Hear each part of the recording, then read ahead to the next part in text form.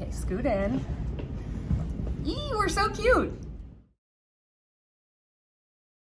Mark MacKillop. Hi, Laura Heywood, Broadway Girl NYC. Mr. Broadway Bears. We could go back and forth all night. We could. We're on stage at Chelsea Table and Stage, so because we're clever, we've decided to call this Chelsea Table on Stage. Mark's performing here on Monday night, December 11th, in his classic Duets show. Yeah. And by classic, I just mean that's a format he has succeeded at many times. Not that he's singing classical songs. It's kind of more of a mix of like pop, country, a little holiday. Okay, so for people who don't know you, yes, who is Mark MacKillop? Who is Mark MacKillop? I'm going to drink some water while you list your resume. That's a good question. Well, I grew up as a kid doing musical theater in Vancouver, Canada. I did theater my whole life. I grew up in the church singing, so that's why I started singing as well. I did not know that you grew up in the church. I did, yeah. That's shocking to me. My father played guitar and my mom played piano, and there was always music in our house, so I was singing a lot and singing at church. So that's how kind of it all started for me.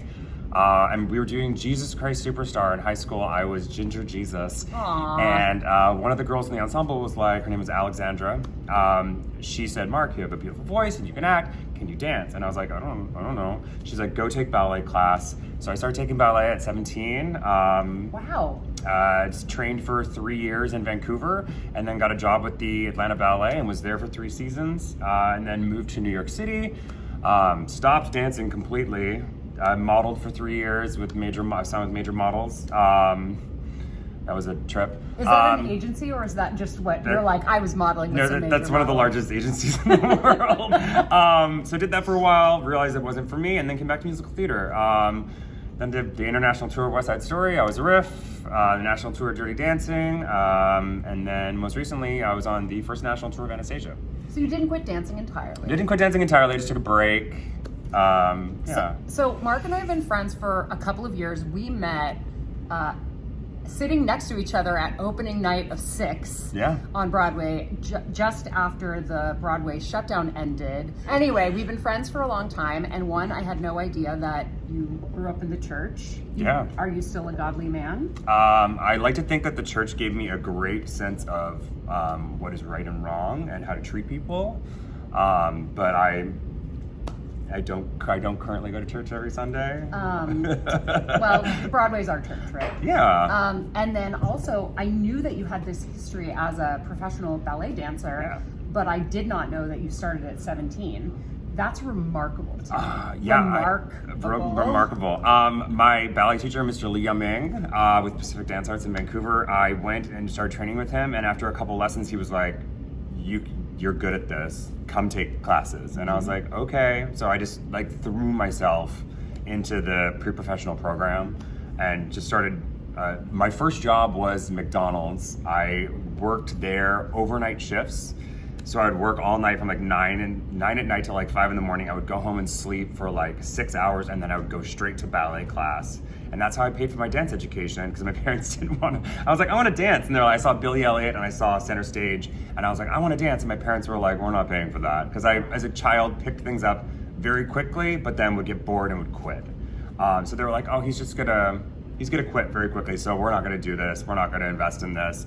So I paid for it myself, and I didn't quit. That's amazing. That's so great. Meanwhile, when I was 16, I signed up for a beginner tap class, not realizing that it was a children's class, and it was me and a bunch of 6-year-olds. I went to one class, they all picked it up like that. I had a much harder time, and I never went back. That sounds like many a nightmare that one I have class thinking about and tapping. I quit. So good for you for staying with it. Okay, let's go back to Duets. We are here at Chelsea Table and Stage. We are on the stage, so we're calling it Chelsea Table on stage. By the way, you can see behind us, there are all of these beautiful candlelit tables. The menu here is incredible, and the drinks are fantastic. They have a lot of non-alcoholic options in addition to a full bar, and you can have your full meal here for an affordable price while watching a great show. Wow, they should be paying me. They're not. I am going to be here on Monday night for our show. Yeah. Tell us more about Duets. So Duets started, my first Duet show was, right after the pandemic, when the world was just starting to open up again. I wanted to do a show, and if you've ever done your own one-man show, you know they're very hard to put together. It's a lot of work. So I was like, why don't I do a show with a bunch of my friends, and I can have them come and sing songs with me and kind of, I don't know, in a way, like, I mean, I sat in bed for 2 years during the pandemic doing nothing but watching Netflix. So I wanted my friends on stage with me for the first time I was back there, and to be able to sing with like my amazingly talented friends from the Broadway and the cabaret world. So that's kind of how it started. And at the time I was still hurting financially. A lot of artists were. So I wanted to do a show and put some money in my pocket. And now I'm in a better place. And so I've decided since the last one to donate all the money from the ticket sales to Broadway Cares Equity Fights AIDS. So that's what we're doing. So this Monday, 7 p.m. It's me and 9 friends. I need to look at it again. Give us a couple of those names. Greg Treico, who was one of the longest running members from Hamilton. Joy Franz, the legendary Joy Franz, the original stepmother from Into the Woods. And what I learned about Joy is that she's one of the Sondheim's people. She did the most Sondheim productions. Wow. She did 6 productions with Steven. So which Sondheim song will you be duetting on? We're actually not singing a Sondheim song. We are singing a Casey Musgraves song, this gorgeous song called Rainbow. So her, Morgan Higgins from Bad Cinderella. I have Amy Hillner Larsen from Once Upon a One More Time. Matt Raffy from and Juliet. And the list goes on and on. It's a really gorgeous group of people and amazing singers, and some of the songs we picked together. Because normally in shows past, I've chosen all the songs, and I'm like, this is what we're singing. And this time I really made it a collaboration with them, and I said, what would you guys like to sing? Because I try not to repeat duets in this. This is the 3rd duets show. Try not to repeat duets. So I kind of already went through my Rolodex of songs that I generally, so I was like, let me be surprised by what this person can bring, and we could sing together. So a lot of them, some of these are songs I've never sung before, which is really fun. But yeah, there's a whole, Julie James and I are doing this fantastic Disney medley that Jeremiah Ginn, my musical director, has put together with us. Yeah, it's gonna be a really fun night. I'm very excited. I want to emphasize that Mark is donating the entire ticket price to Broadway Cares Equity Fights AIDS. This is a huge part of your life, is your connection with Broadway Cares. We don't have a ton of time left, but will you just explain about Broadway Bears and your history with them? Yeah, I started with Broadway Bears in 2014. Jerry Mitchell started it 30 years ago during the middle of the AIDS epidemic when members of our community were dying left and right, and no one knew what to do. And so Jerry started this show at Splash on the bar top with 8 dancers, and they made I think it was $7,000 in one show, and the owner said, if you guys, I can kick everyone out and I can bring them all back in, and you guys can charge them again and do the show again. So they did. So they made twice as much money. And now it's turned into this massive spectacle with 200, 300 guys and girls from Broadway. Striptease, tongue-in-cheek burlesque night. It's one of the best nights on Broadway. So I started doing that in 2014 and raising money, and since then I've raised $393,000 for the charity.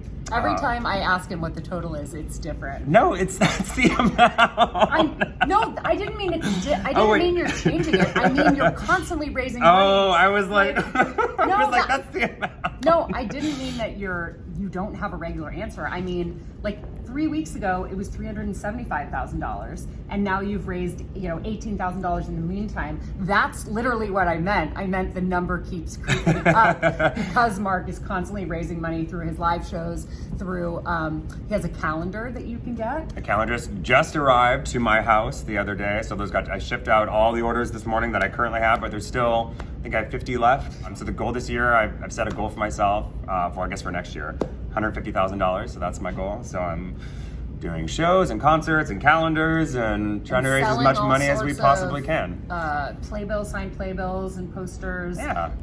You name it, Mark's probably got a connection to the person in the show. So if you're a collector, if you're one of my Applause Shop Broadway collectors, make sure you're following Mark on Instagram for that too, because he gets stuff that I can't even get. Thank you, Mark MacKillop. We'll see you December 11th for your Duets show here at Chelsea Table see you on Monday. Stage. And thank you for joining me in the inaugural episode of Chelsea Table on Stage.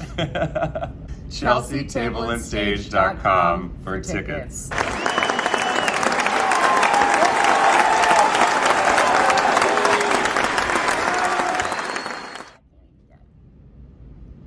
Okay, ChelseaTableAndStage.com for tickets. Yeah. ChelseaTableAndStage.com for tickets. I'm going to say it one more time. Cool. Want to say it with me? ChelseaTableAndstage.com. Nope. Let's do it again.